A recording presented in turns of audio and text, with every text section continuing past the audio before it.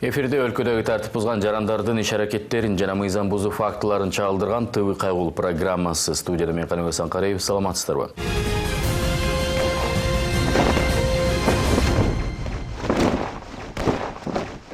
4-чү Кичи райондогу көп кабаттуу үйлөрдүн биринде чыккан өрт чоң кырсык менен аяктаган аз калды. Бактыга жараша биринчилерден болуп келген күбөлөр үй тургундарын көчөгө алып чыгууга үлгүрүшкөн.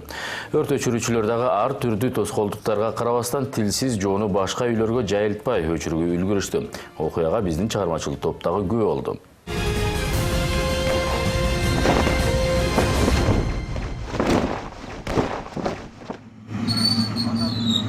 Эвакуация болуп полный?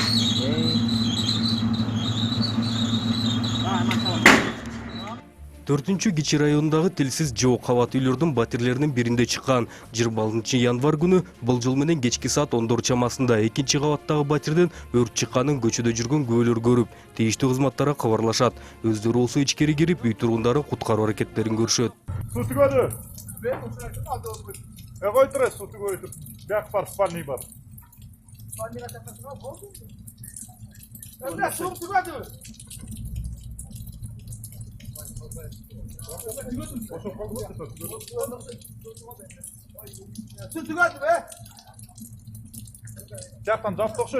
Өрткө каршы кызматы аларга маалымат түшкөн соң 10 мүнөт аралыгында эле жетип келишкен. Бирок өрттөнүп жаткан турак жайга жетүү кыйынчылыкка турган дешет күбөлөр.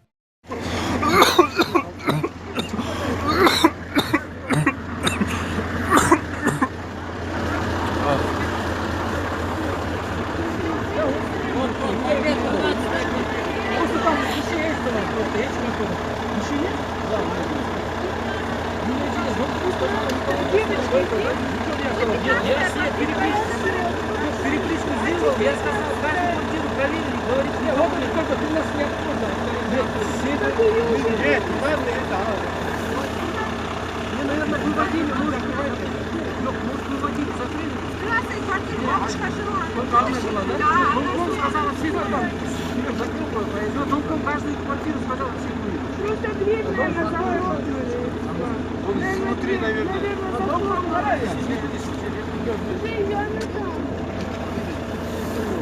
Ондон 10 мүнөт өткөндө магазинге чыкканбыз. Магазинге чыгып баратсак, бул жактан задымление башталган. Задымление башталгандан кийин анан биз куткаруу кызматына чалдык. 101ге, 102ге, андан кийин последственно уже 103 кызматына чалдык. 103төн кийин жана жаңы ачылган служба спасения 161 деген кызмат бар. Ага дагы чалып койдук совместно, чтобы взаимодействие болуш үчүн. Алар пожарный биринчи келди, келип могу жерден двордон кирип баратып, машинелерге затор болуп кире алышпай, где-то 10 мүнөттөй туруп калды да. 10 мүнөттөй туруп калып, анан тиги каптал менен, домдун капталы менен кирди, каптал менен кирип, анан бул жактан пожарный тягы менен киргенче эки экипаж чуркап түшүп, противогаз ийдүү кийбеди байкабай калдык, ягы үйдүн ичине кирип кетти да. Үйдүн ичине кирип, анан артынан мен да чуркап бардым, үйдүн ичинечи кирип куткарып алайлы, ким жаш балдар бар деп чакырып аткандан үйдүн ичине кирип куткарып алайлы деп чуркап кирсек, уже задымление болуп киргенге возможность болбой калды. Анан бул жерде тоскоол болгон эле, единственное ошол неправильный парковка болду. Машинелер тосуп калды двордон, пожарный расчет кире албай. Кийин андан кийин отцеплениега 102 кызматы келди. Могу пожарный машина биринчи келип, суусу түгөп калды окшойт, по-моему. Анан экинчи наряд келди, могу Октябрьский районунун биринчи отделениясы келди, кийин экинчи отделениясы келди, экинчи отделение келди. Уже пожарныйлар кирип баратканда жолду тосуп калган машинелерди ошо биз эле элдер менен чогулуп 10 киши, 15 киши болуп эле сүрүп алып салдык дека.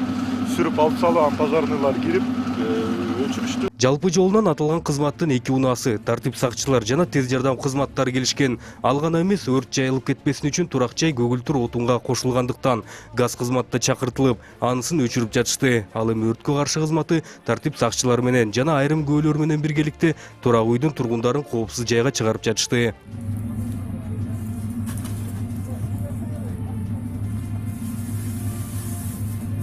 Батирден чыккан өрттү толугу менен өчүрүүгө болжол менен 2 сааттай убакыт керектелди. Бактыга жараша тилсиз жоону кошуна батирлерге өткөрүйбөй токтотууга үлгүрүштү. Болгон өрттүн очогу болгон батир толугу менен күйүп кетти.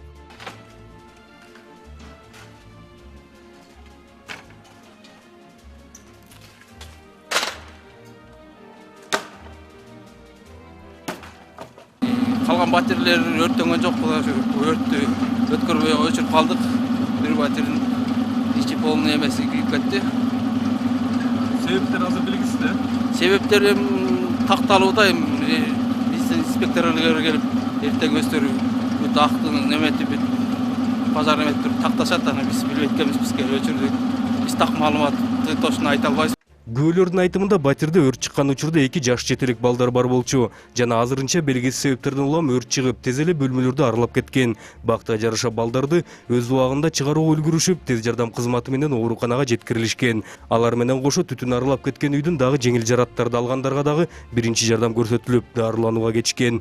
Бу жерден кичине перегородкалар, машиналар тосуп калды. Ошол айланып келгенге туура келди, жөө келип 4 кишини эвакуация кылдык, үстүнкү этаждардан. Бир кемпир, бир жаш бала, 2 кызды. Кудайга шүгүр, бир кемпир менен жаш бала больницага кетти. 2 жаш кыз алар оор деле травма алыптыр. Келип помощь чакырдык, биз бир аны өчүрүп бир жак бетін өтүп кетпеш үчүн. Аны эвакуация кылып, экинчи помощь келип, жардамыбыз келип, полный локализация кылып, чоң алып, ликвидация кылып, өчүрүп, баарын текшерип. Бул жерде элдин айтымы боюнча 88 жашта бир улуу кемпир деди, анан 2 жаш бала деди, аны скорый кызматына салып кетти, тез жардам көрсөтүү кызматына. Келсек, балкон түтүп атыптыр, тегерен кирип, машиналардан кириш кыйын болду биринчи убакта.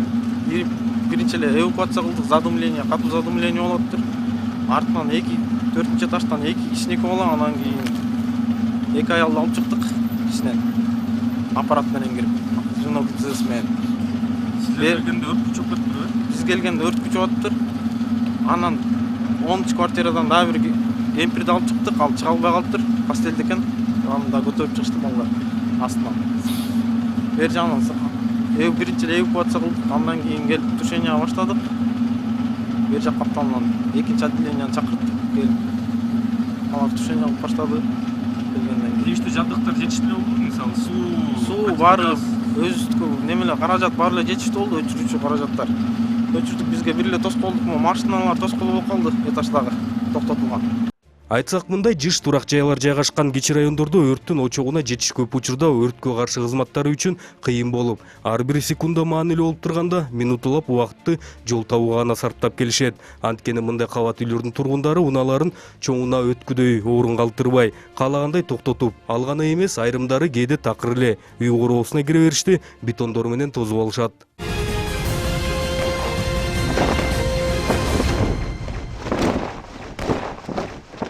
Спирт ичимдигин ичип, унаасын башкаргандарга айыппулдун көлөмү чоңойсо да, көрүнүктүү жыйынтык бергенде эмес. Буга мисал күн сайын катталып жаткан жол кырсыктары. Мындай кырсыктардын бири кече мурда күнү эле Борбор калабызда орун алып, спирт ичимдигин ичип алган айдоочу 4 унааны сүзүп бир катар киши жабыркаган. Кененирээк биздин сюжетте.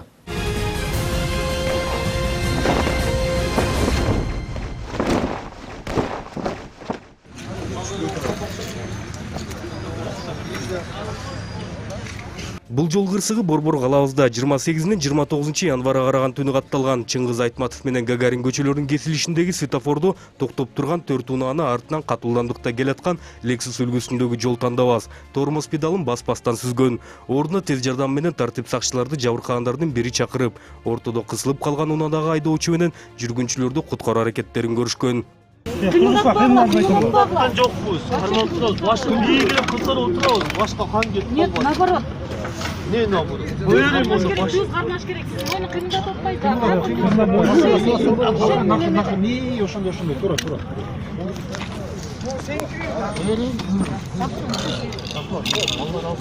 Фонарь берсеңиз, Фонарь.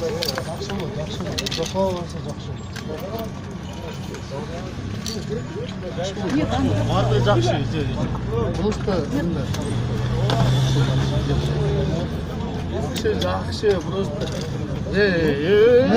кыймылда жакшы, барды жакшы. Катта 60 теле келди.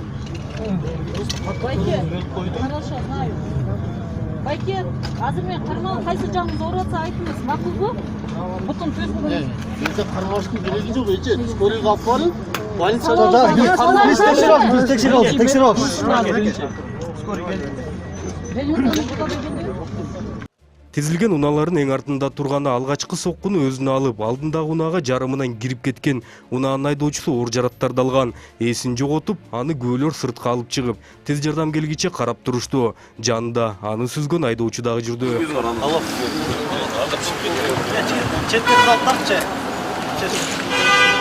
Ал эми жарымдан кирип кеткен. Алдындагы такси кызматында иштеген Honda Odyssey унаасынын артындагы жүргүнчүсү болгон кыз дагы айдоочусу дагы ар түрдүү жараттарды алып тез жардамдын биринчи жардамын алышты. Алгач оор жарат алганын ооруканага тез арада алып кетишип, кийинки келген кызматы дагы 2 адамды алып жөнөдү.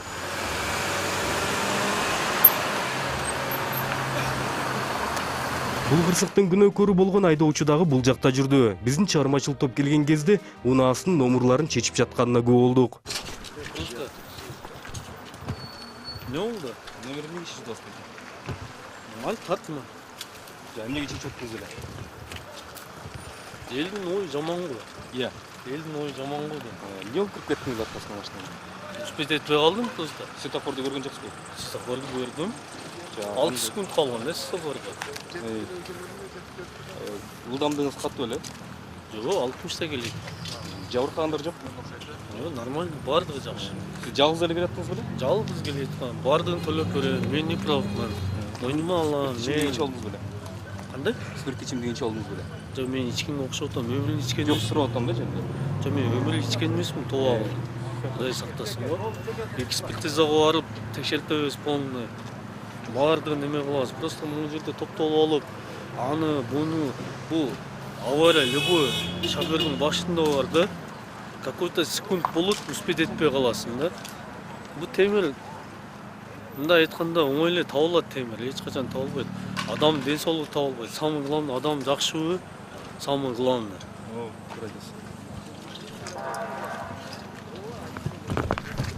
Мойнума алам, не правмын. Просто эми номерди эмне чечип атабыз, аяк буяк дегенде муну көрүп атасыңбы, сачтарын канча адам турат. Номерди көбү ушун чечип туруп, анан жоголуп кетип, анан табылбай ушундайлар көп болот да окуялар. Табылбагыда эми качып кеттимби, досум айтсам? Жок. Билбейбиз да ошону. Балтим чечип туруп, анан качып кеттимби. Турганына 1 саат болду мына. Күнөөсүн мойнуна алып жатты. Бирок күбөлөр алыстан келген спирт ичимдигинин житин сезип жатса дагы ичкен эмесмин деп туруп алды. Ордуна келген тартип сакчылар болсо жол коопсуздугун камсыздап, кырсыктын картасын жийип жатышты. Айтса кырсыкта артынан келип сүзгөн унаадан сырткары 4 унаа жабыркаган деп күбөлөр айтканы менен бул жакта 3 гана турду. Эң биринчи турган унаа бампери гана чийилгендиктен дооматым жок дегендей кетип калган. По закону төлөп берем. Алла үчүн мен сөгүм, мен күнөөлүмүн. Төлөп берем мен. Бардыгын төлөп берем. Просто алып сөз болбосун да бул. Авария любой шофердин машина. Кайсы машина несиз? Мен мудан. Просто 60та келет, 5 тормоз уруп алдым да, 6 секунд калганда светофорчу. Токтоду булар, а? Калган. Мен просто 6 секундта любой шофер эми успеть этет да. Мен 5 тормоз келип уруп алдым. 5 тормоз. Тормоз тепкен жокмун. 60та келип уруп алдым. Резко тормоз берди, резко урдум да. 5 тормоз. Мойнума алам мен. Мойнума алам. Каканы эмес алам. 4 унааны сүзгөн Lexustун терезелери дагы караңгылатылган экен. Алгач унаасынын номурун жашырып койгусу келген айдоочу анан терезелерин караңгылатылганын дагы жашырып койууну сурап жатты. Таймировка деле штраф төлөйм, надо будет да. Просто мен уксам. Атың ким? Азиат. Азиат. Кырсык любой адам башында. Мен эгерде кайф кылып, башкаларга окшоп, токтобой, кайге баш ийбей, законго баш ийбей кетип атсам, ошондо азиат айтсам болот да. Бул кырсык болот да. Бизде самый главный адамдар нормальный, самый главный. Адамдар азыр больницага кетти, аларды караш керек. Кан токтобой атат, мынча өзүм ойлонбой атам мен. Бул уруп койгон адамдарды ден соолугун ойлоп атам. Бул темир мен оңдоп берем, эме кылып берем. По-любому по закону чечилет бул нерсечи. Чечилбейт эмес, любой нерсе чечилет. Просто могу тонировканы айтам. Тонировканы Азиат өзүң уял, реально мындай боласың да. Өзүң уял, бу жерде кырсык болуп атат. Мен сага айтпай атам, өзүм кылып алдым депчи. Бул ушундай келген жакын эле алгам да. Ошо сыйрып койсоңуз болмок. Операция болгон. Бердим дежурныйга. Жок, имеется в виду өзүңүз сыйрып бересиз. Документти дежурныйга бердим. Оформление болгонуна бир жума болду. Шойдан келген заводской. Тайнырып. Просто имей в виду, да? Тартип сакчылар картасын чийип бүткөн соң унааларды жүктөп башташты. Айтсак, бул жакта артынан келип сүзгөн айдоочунун сырткары алдында турган унанын жабыркаган айдоочусу дагы жүрдү. Эч кандай жарат алган жокмун деп кырсыктын негизги күбөсү катары катышып жүрдү. Кызыл светофордо турганбыз. Анан аябай катуу удар болду аркабыздан. Мен алдына учуп кеттим ортосуна. Эң биринчи сиз турдуңуз беле? Алдында такси турган, Намба такси. Ал бампери кичине эле болду, эчтеке болгон жок да. Анан кийин чыксак, биякта бир пострадавший араң чыгардык машинеден. Без сознания чыкты. Алдыдагы могу Одиссей, ак Одиссейде таксист экен, анын артында пассажир бар экен. Аларды чыгардык. Анан бизди сүзгөн кызыл Lexus водители, айдоочусу, аябай маска. Спирт жети келип атты. Спирт жети келди, мушташка чыга баштады, менен ушу. Вот ошол. Кандай эмнеге мушташка чыгып атты? Мен айттым да, каякта карап аттым, көзүң барбы? Антип айдадым. Мен мынча иштиңби десем, ошондон уруш чыкты да. Мен теңелген жокмун дагы. Анткени не до него было да, бияктан бир киши без сознания. Өзүңүз жакшы элесизби? Машинаңызда жабыркандар жокпу? Мен канча болгон жок, бирок бул машинелер аябай да. Мен бампер, арткы бампер түшкөн. Жалпы канча машина алып, 4 машина? Алдында 5 машина. Тиякта да, эме Subaru турабы алдында дагы, ше? Алдында да бир таксист бар. 1, 2, 3, 4 таксист бар. 4 да, 5 Намба такси менен. Киреш калган такси менен 5.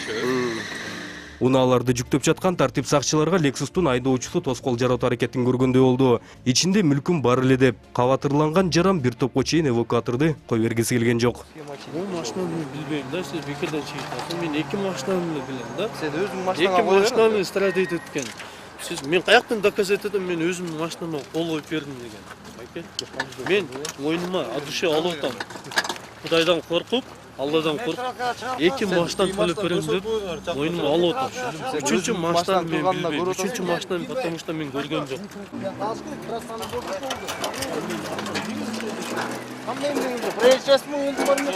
Мен сизге түшүндүрдүм да. Эшим алып алайын, мен коюп берем. Таныстарың барбы? Аз келейт атмын, жолда келейт. 1 саат болот жактан. 1 саат болду эле әле. Түшүндүрүп коем просто. Жактан деле алып аласың. Жок, алыша алам, сиз түшүндүрүп коем просто. Мен сизге жана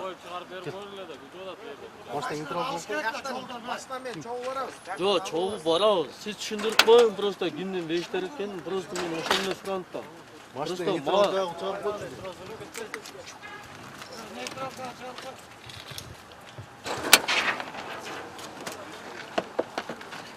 Акыры күчкө салып жүктөп бараткан эвакуаторго дагы отуруп алды. Унаасында калган мүлкүнө кабатырландыбы же наркологияга баргысы келген жокпу? Тартип сакчылары аны эвакуатордон күч менен алып чыгууга мажбур болушту.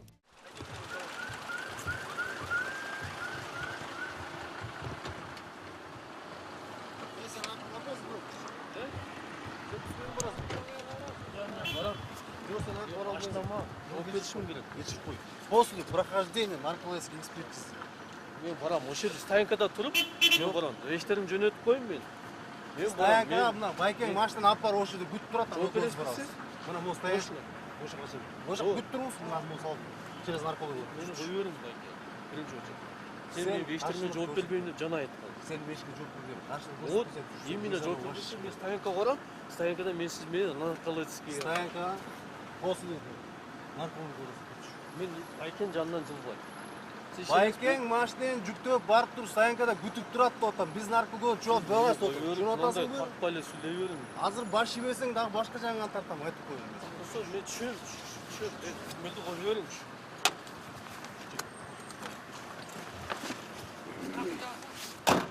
Кое бериң мен тартып атам. Нормально. Не дейсиз? Могу машинаны наркология барып стоянка туруп турат, нарколог өткөндөн кийин барасың, вещиң алам, эмне аласың, болду. Ошол Машинага сиз жооп бергенди атпайсызбы? мен мисалы миллион жолу айтып атам.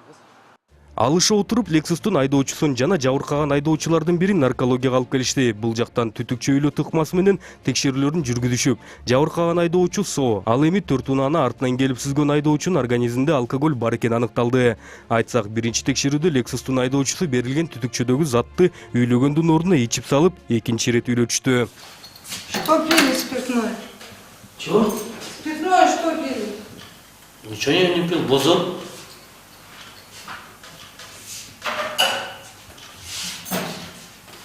Из-за чего? Алкогольное опьянение.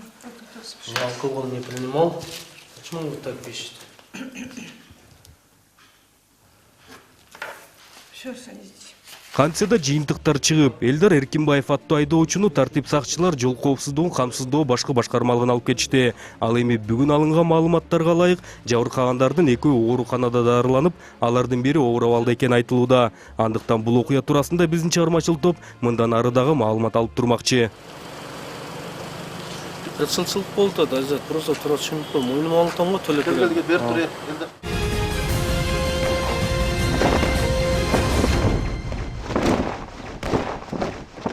Назарыңыздарда ыктыярчы кайгыл рубрикасы. Эгер сиздер кылмыш окуяларынын жана тартип бузуулардын күбөсү болсоңуздар, төмөндө көрсөтүлгөн номерге WhatsApp аркылуу тасмаңыздарды жөнөтсөңүздөр болот. Эсиңиздерге салсак, тасманы тартып жатып, өзүңүздөрдүн окуя туурасында айтып берүүңүздөрдү өтүнөбүз.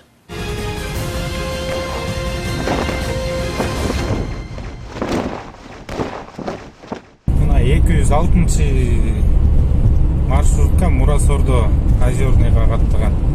Карачы скоростун кандай айдап кетип бараткан. Меники эле мына 110 болуп атат. Ичинде пассажирлары бар. Номери 9961 Валентина номер В ак дейт. Мына ичинде пассажирларын салып алып, АБСтен өткөндөн кийин 100 мына где-то 110 менен кетип бараттыр. Мына мен 110 менен чыктым. Капталын.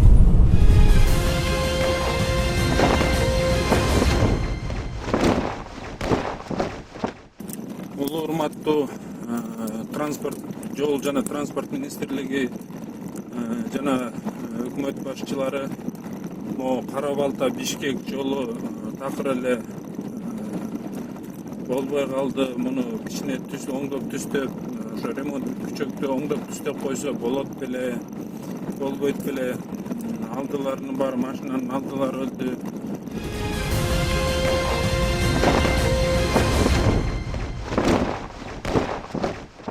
Я. Остановкада турган жок. Кайсы жерде турасың? Жолдо турам. Мына 15 метр чыкпайт мыночу.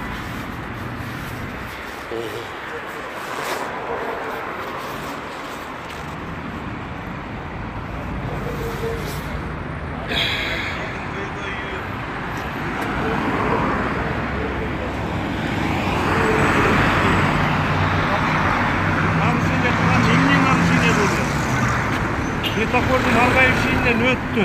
Безвыходное положение болот. Ал любой эле водитель эмес, любой эле гаилер дагы эмесине туура келет. Алчы. Нарушение жерде мындай нарушение кылбаш керек. Болду, ошол. Биз пассажирбиз, сизге эме эмеспиз, просто Өзүңөрчү рулда жүргөндө нарушение кыласыңарбы? Эч качан мойнуңа албайсыңар, эмне үчүн силер өзүңөр айдап жүргөндө? Болду да. Ремень безопасности эмне үчүн такпайсыңар? Жок, ал эмес. Азыр ита көздөр нарушение. Нарушение атат, байкедет атат. Кимге тийбе? Жок, сиз неге өзүңүз нарушениеде турасыз онда? Кылган жок. Хорошо? Кандай нарушение? Остановка жүрбөйсүз керек. Остановка эмес азыр. А эмне ал? Остановка эмес. А эмне ал? Остановка. Жок, эмне бул жаз? Жер жол. Кайсы жер? Байкези көрүп жүрбөйсүңөр көрөк. Остановкабы, остановка эмеспи? Анда маршрутканы тоспойсузбу? Остановканы тоспойсузбу? Без эме кылды да. Я маршрутту. Мына жерге токтоду. Правиланы билесиңизби? Билем. Билбейт экенсиң. Билем. Бетиңе айтып коюн.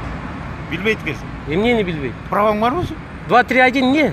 Не ал? Не за Не ал 231? Ошону билесиң? Ойлоп таптыңбы сен? Ойлоп таппайлы? Не ал 231? 2-1 не? 2-1 не? 3-1 не? 3-2 не? Ошолор билесиңер? Билесиңби өзүң сен? Билем мен.